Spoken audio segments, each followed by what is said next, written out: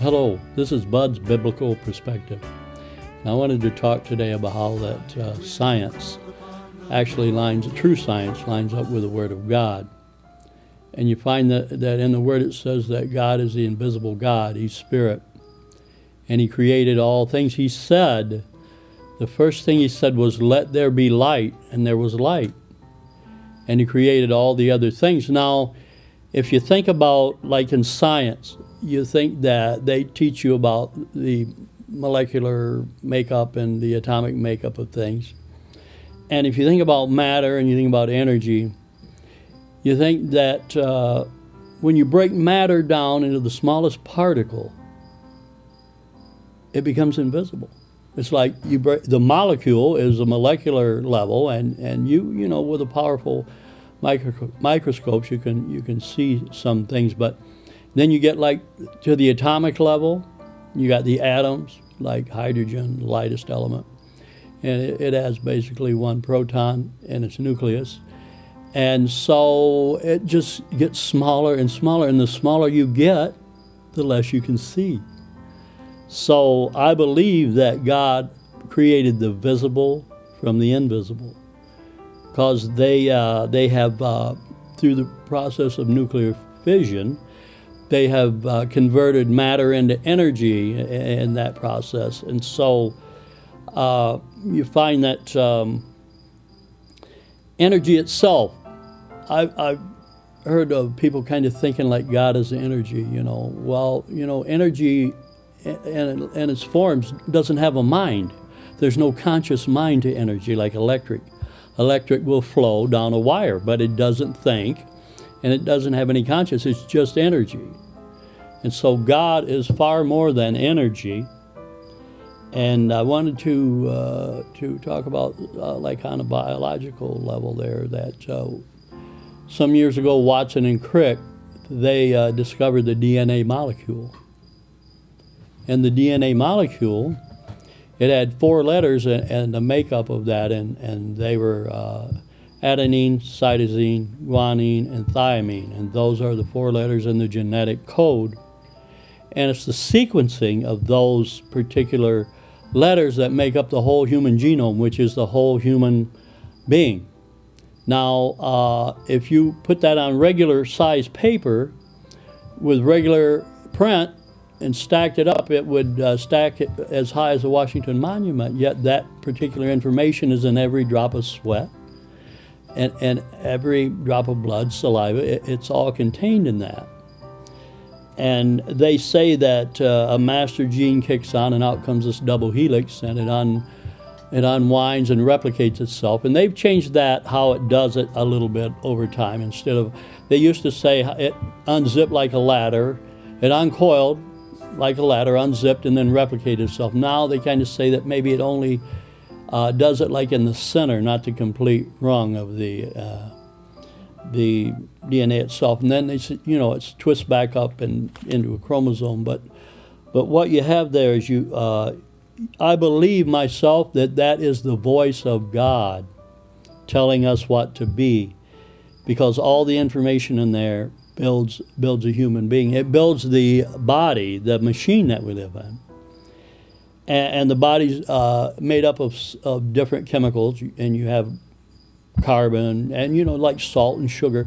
But if you think about it, none of those things are living. Sugar isn't a living thing, and salt isn't, carbon isn't. But yet we're alive. And so the human machine is miraculous. But to think that it just happened by random choice, to me is ridiculous, because you have those 4 letters that are sequenced to produce the whole human genome. And I think God let me have a revelation of that, sort of like the alphabet. Now the alphabet has 26 letters, and there's basically not any sound you can make that alphabet doesn't cover. I mean, sure, there's some bush languages like where they use talks and clocks and that, but it's still, that sound is basically covered by the alphabet.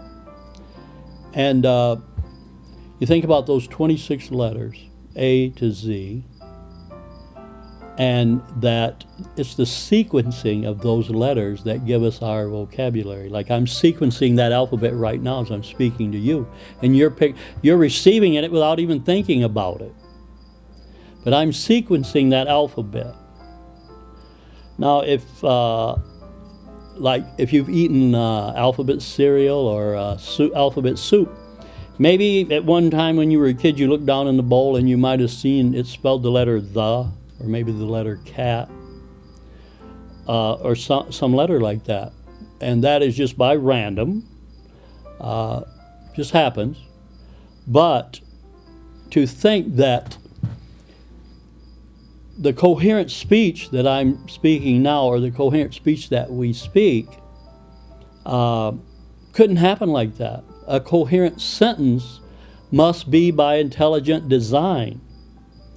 And so the miraculous body that we have, and that was just 4 letters,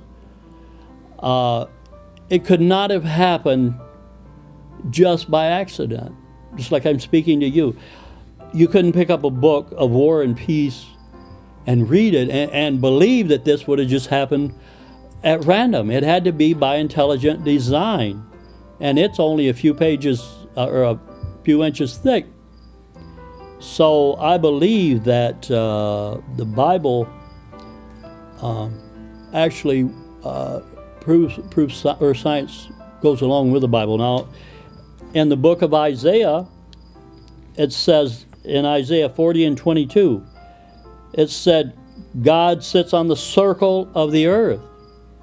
So Isaiah knew that way back then. And I know Columbus, when he discovered America, they thought people were going to sail off the earth, that it was flat. But way before that, the Bible tells us that the earth was a circle. It was an arc. A-R-C-H, not A-R-K. But anyway, and then it says in Job, it says that he hangs the earth on nothing. And Job is, I believe, the oldest book in the Bible. He hung the earth on nothing, and Job knew that then. So that shows that, that they understood a lot, I believe a lot more than people think that they did. But that, and in the realm of science, you have that Darwin, he thought that everything evolved, but actually there's no fossil record for evolution. And I believe at the time they thought the cell was a lot less complicated than it is now. But he wrote The Origin of Species, but if you look for fossil evidence, you're not going to really find it. And I believe that there is adaptation, which God made us to adapt to an extent, which they call microevolution, basically, where there is variation within the species itself, but not a complete, not a complete different species, one thing from another, like a fish turning into a lion and that type of thing. And I heard a person make a little remark that I thought fit in. He said that if a princess kisses a frog and it turns into a prince, poof, like that is a fairy tale. But if it takes millions of years, that's evolution. And so I always kind of like that, but I believe if you look, true science will bear witness with the Bible. And I wanted to wrap it up there on that particular situation, but think about that, how that the alphabet, would you actually believe that a complete book could just form itself, even over thousands and millions of years, into coherent speech and coherent understanding? I don't believe that most people would believe that. And I wanted to say that this has been Bud's Biblical Perspectives.